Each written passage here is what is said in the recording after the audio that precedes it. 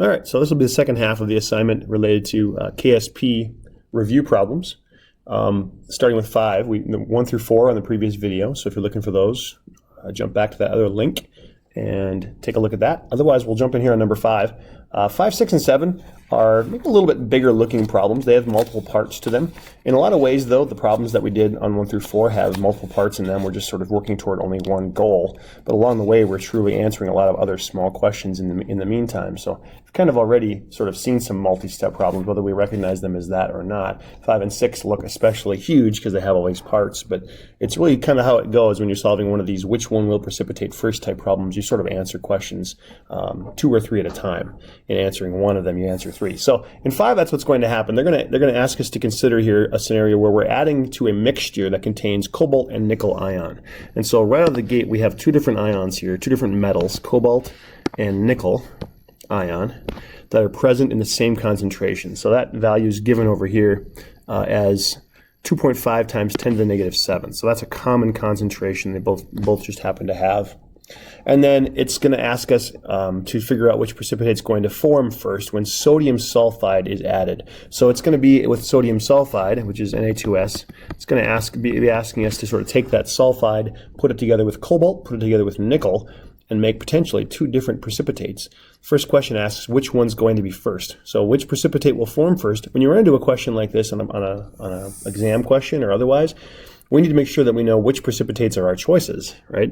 And so as cobalt metal, cobalt 2, and sulfur get together, I'm going to go with green actually on that, we can make cobalt sulfide.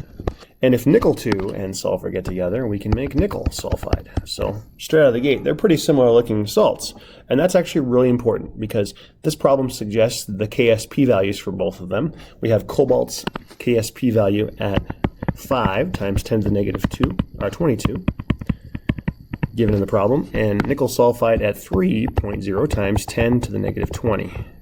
So first of all, they want to know which is going to precipitate first. Now you can't always just look at the KSP values and say, oh, well, KSP for cobalt sulfide is quite a bit smaller than the one for nickel sulfide, so cobalt sulfide will just precipitate first. You can't just automatically always go to that KSP value and say that that's the case. The smaller KSP will precipitate first. But in this case, we kind of can, for 2 reasons. One, we have salts that are both a 1-to-1 ion. So when cobalt sulfide goes to dissolve, when we consider cobalt sulfide in equilibrium in solution, we're going to have a 1-to-1 salt. One cobalt for every 1 sulfide. And when nickel sulfide does the same, it's going to result in the same ratio. 1 nickel for every 1 sulfide. So this 1-to-1 ratio of nickel and sulfur is the same as the 1-to-1 ratio of cobalt and sulfur. And when that's the case, we can more fairly and more appropriately compare the KSP values just at face value. In other words, we don't necessarily have to go back and figure out what their X values are, those molar solubilities. That's the more appropriate way to compare any 2 salts under any conditions. But in this case, knowing that we have the same ratios, these are both what we would call X squared salts, and their X values would still be proportional to their KSP values if we went ahead and found those. So you can go ahead and find X if you want, just square root those KSPs, and you're going to find that the X for cobalt sulfide is quite a bit smaller than the X for nickel sulfide. If you want to do that, you can do that. That would be proof of it mathematically, and you could explain it via the calculation then and do that. Or you can explain it that in this case, since they're both 1-to-1 ions, and the other reason that makes them kind of fair to compare in this question, the cobalt and the nickel ions are present in the same concentration. That's that information that, again, they gave us here at the top, that both of them coming in at 2.5 times 10 to the negative 7 means it's a fair, very apples-to-apples comparison. They're the same kinds of salts, 1-to-1 salts, and the cobalt and nickel ions that are already in the mixture are in the same concentration. So it's truly a fair, very even playing field kind of a question to just look at KSP and base it on that. But again, if you prefer, you can totally go back through, figure out what that X value will be in terms of solubility, molar solubility, and compare it based on that. So I won't write an answer out here. You can either explain it in words, saying that they're the same sort of salts with a 1-to-1 ratio of ions, and their concentrations of the metals are equal, therefore cobalt sulfide will be first to precipitate because it's truly less soluble here. Or you can go through and figure out what X is by just finding the square root of KSP, and you'll have an answer that's more mathematical there. So A, we'll just put down here, is going to be cobalt sulfide. Okay, choose your own reasoning. Okay, choose and write your own reasoning. And I won't do that here because I want you to go ahead and be able to do that yourself based on your own preference. This is where I always sort of allude to the idea that some of us are mathematical solvers and some of you are a little bit more poetic in your solving, and you're the ones that might like to explain it using a sentence rather than writing out math again. And that's totally fine. When you have a choice to explain your reasoning, you can go with whatever your strength is. Now, B is asking what concentration of sodium sulfide will be required for the first precipitate to form. We're going to say again, our first precipitate here is cobalt sulfide. The second precipitate is nickel sulfide because cobalt sulfide has the smaller KSP value, and for the reasons we've talked about. But to figure out the actual concentration of sodium sulfide that's required, now we're going to have to do some math, because now they want a mathematical answer. So I'm going to take my cobalt sulfide and my nickel sulfide dissolving equations here, and we're going to do little rice tables with them. Okay. Actually, no, we don't need to do rice tables with them. Let's just work off the K expressions. So KSP for my cobalt sulfide, and I'll stay in green on that, is going to be cobalt concentration times sulfide concentration. Oops. Got a little wonky there with the 2. And on the other side, the nickel, which I'll stay with in blue here, is the nickel concentration times the sulfide concentration. So you can see again, because these are similar salts, that their KSP expressions look very similar as well, right? Not a lot of variations there. And so to figure out the sulfide concentration that would be required, of course, we're finding the same term. We're finding this term and this term. We're finding that sulfide term. And so that means we should have the other terms available, and we do. The cobalt sulfide KSP was given at 5 times 10 to the negative 22. And the cobalt concentration, remember, is the same for both of our salts. It's up there at the top, 2.5 times 10 to the negative 7. That's cobalt's concentration already in the solution. To that, we're adding sulfide, whose concentration we need to determine will yield or sort of go past that KSP. At what point will adding this amount of sulfide, which we're solving for, exceed the KSP value? When will we exceed that ionic capacity? That's kind of how we describe it. On the other side, KSP, we know that one for nickel sulfide, 3.0 times 10 to the negative 20. The nickel concentration is like the cobalt, 2.5 times 10 to the negative 7. And we're still looking for that sulfide concentration. And this is often the case. When you're asked which will precipitate first or what concentration will be required, you're usually finding for that concentration, in this case of sulfide, on both sides, for both salts, and then looking for the one that's smaller, right? Because the first concentration to be reached will be the lower one. We're adding this drop at a time. So one drop, very small drops. We can add just a few tiny little bits of moles, right? And we can get to a very, very low concentration. So from here, it's just calculating out what our sulfur concentrations will be. So I won't do much in terms of the algebra, the working it out here, but solving for this, our sulfur concentration, if we did the division, would come out at 2 times 10 to the negative 15 molar for the sulfide in order to get cobalt sulfide to precipitate. And on the other side of the problem, the sulfide necessary to get the nickel sulfate to precipitate is 1.2 times 10 to the negative 13 moles per liter. So those two amounts are the required amounts in order to get their respective salts to precipitate. And of course, like we suggested before, this one will happen first because it's a lower amount. And so cobalt sulfide will precipitate first, right? And this second one, okay, 1.2 times 10 to the negative 13 will happen later. Drops, many drops perhaps, or at least several drops later. And so nickel sulfide will precipitate second at when sulfur exceeds this concentration, 1.2 times 10 to the negative 13. So as far as answering our questions, this is our answer for B, and then over on this side is actually our answer for C. So we've kind of answered both B and C at once, the concentrations to form each of those salts. And then D asks, when the second precipitate begins to form, and again, that's our nickel sulfide. When nickel sulfide begins to form, what is the concentration of metal ion that remains unprecipitated from the first precipitate, which was our cobalt sulfide? This question often sort of tosses students into a bit of a tailspin. But what we're looking to do is, when the second precipitate begins to form, this concentration of sulfide will have been reached, right? Will be reached. And so when the sulfur concentration is 1.2 times 10 to the negative 13, they're asking, what will the cobalt's concentration be in that original first precipitate system? And that's our cobalt sulfide. So what we need to do for D is one more calculation using the cobalt sulfide's KSP expression. Okay. So I'm going to reproduce, or I guess rather reuse the same KSP expression. I won't rewrite it here, but we're going to use this same expression for another purpose, and that is 5.0 here times 10 to the negative 22. That constant for our equilibrium gets used again.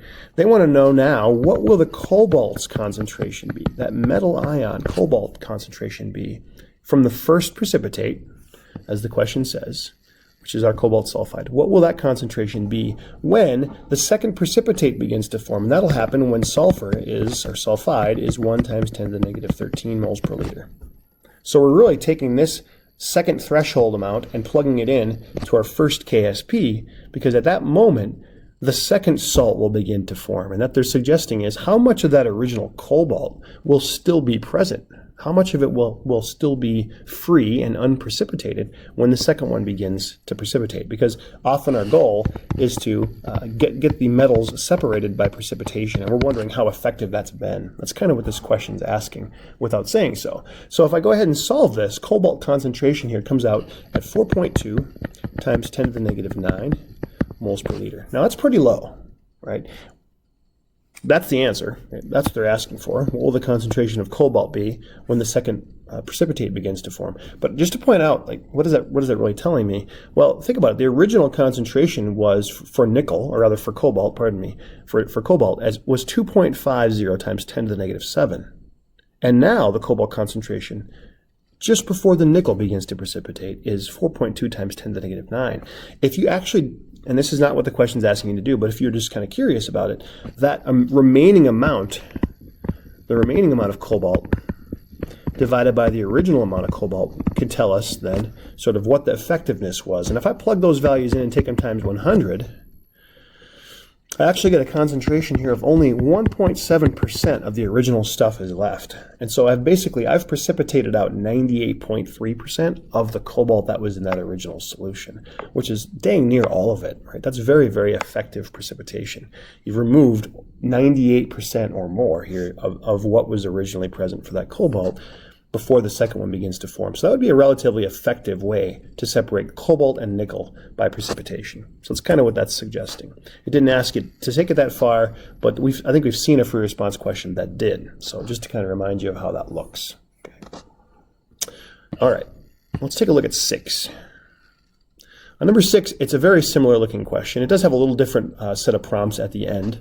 In terms of the A through F, they're not exactly the same as A through D on the previous one, but the scenario is much the same. We have a solution of lead nitrate being added to a solution of a mixture, a 1 liter mixture of sodium iodide and sodium fluoride.